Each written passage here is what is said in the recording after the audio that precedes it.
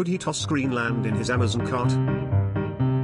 President Trump suggested buying Greenland from Denmark. The world laughed. Denmark said, "Are you serious?" And Twitter? Oh man, Twitter had a meme explosion. But what if it wasn't just a joke? What if he really wanted to buy Greenland? Could it be possible, and how much would it cost? First off, Greenland is not some island you can toss in your Amazon cart. It's a self-governing territory that belongs to Denmark, with about 56,000 people living there. Pretty sure none of them were excited about suddenly becoming US citizens. Denmark's prime minister called the idea absolutely absurd. But let's pretend Denmark said, "Sure, make us an offer." How much are we talking? Money stuff first. Greenland's not just ice and polar bears. It's loaded with oil, natural gas, rare earth minerals, gold, uranium, you name it. Experts think all that could be worth $500 billion to $1 trillion.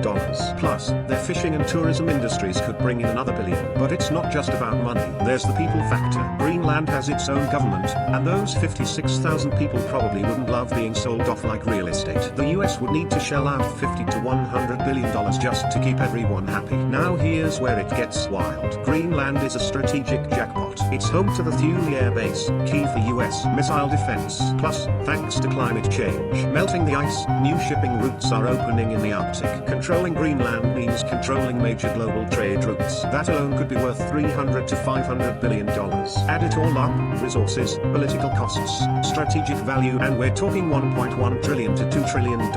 Yeah, trillion, with a T. Now, can the US actually afford that?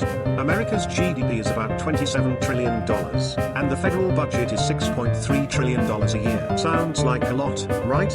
But the US already owes $34 trillion in debt, and runs a yearly deficit of $1.8 trillion.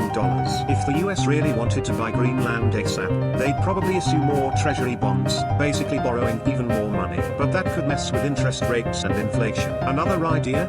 Cutting defense spending. But yeah, good luck with that.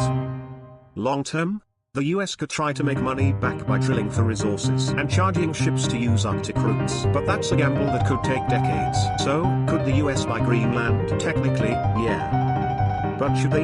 That's like maxing out your credit card to buy a super fancy car that you might not even know how to drive. In the end, maybe it's best to leave Greenland alone. It's not for sale. And even if it was, imagine trying to explain the $2 trillion ice cube to Congress.